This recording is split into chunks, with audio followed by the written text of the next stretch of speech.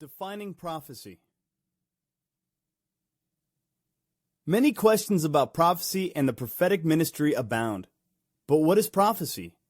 Thompson defines prophecy as speaking divine encouragement, as well as hearing from God and speaking what you hear in order to build, comfort, or encourage someone. God gives us spiritual gifts through which he manifests prophecy. 1 Corinthians 12, 8-10 states, "To one there is given through the Spirit the message of wisdom, to another the message of knowledge by means of the same Spirit, to another faith by the same Spirit, to another gifts of healing by that one Spirit, to another miraculous powers, to another prophecy, to another distinguishing between spirits, to another speaking in different kinds of tongues, and to still another interpretation of tongues." Three of the gifts listed in 1 Corinthians 12, 8-10 are revelatory. These are words of knowledge, words of wisdom, and discerning the spirits. A word of knowledge is knowledge of a specific fact about a person, place, or event that was not obtained through natural means. A word of wisdom is the divine revelation of the will, plan, or purpose of God for a specific situation. And discerning the spirits is the ability to recognize and distinguish between types of spirits and anointings.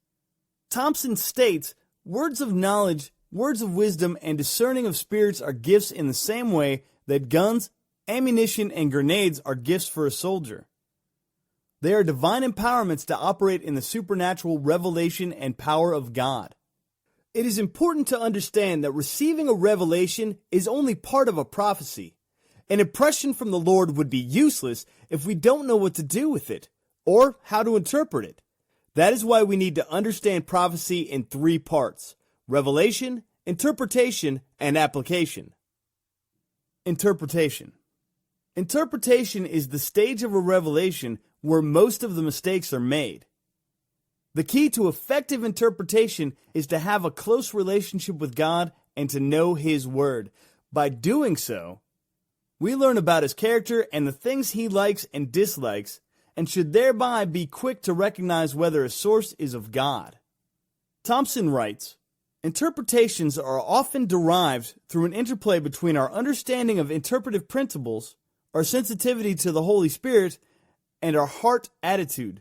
To accurately interpret God's mind, we must also possess His heart." There are four hindrances that may cause us to misinterpret a revelation.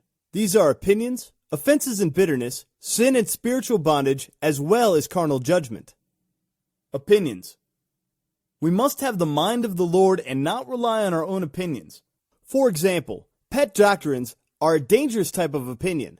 Such doctrines are religiously motivated and may be given a position of false importance. Offenses and bitterness. This happens when we have not forgiven those who have offended us.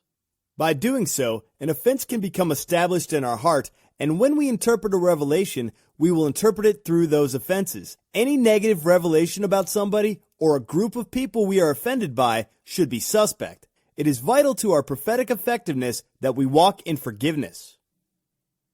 Sin and spiritual bondage. When we have unconfessed sin in our lives, we are allowing a stronghold that will prevent us from accurately interpreting a revelation. Such strongholds include lust, bitterness, rebellion, or a religious spirit. Carnal judgment. This is when we judge people by their outward appearances.